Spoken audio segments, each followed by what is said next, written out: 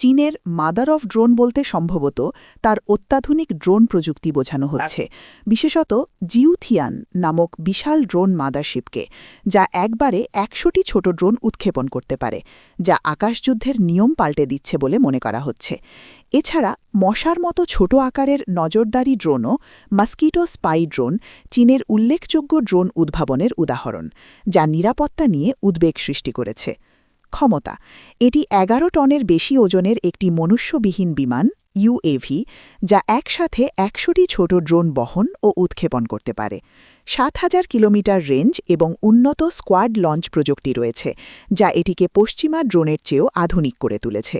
এই ড্রোনগুলো মশার মতো ছোট ও হালকা, যা ওষুধের বড়ির ওজনের সমান হতে পারে, কিন্তু এর কার্যকারিতা প্রমজ্জ্বল।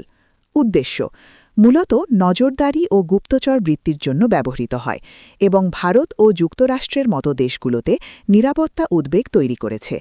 এই প্রযুক্তিগুলো চীনের প্রতিরক্ষা ক্ষেত্রে এক বিশাল অগ্রগতি নির্দেশ করে, যা আকাশপথে নজরদারি ও আক্রমণের ক্ষমতা বহুগুণে বাড়িয়ে দিয়েছে।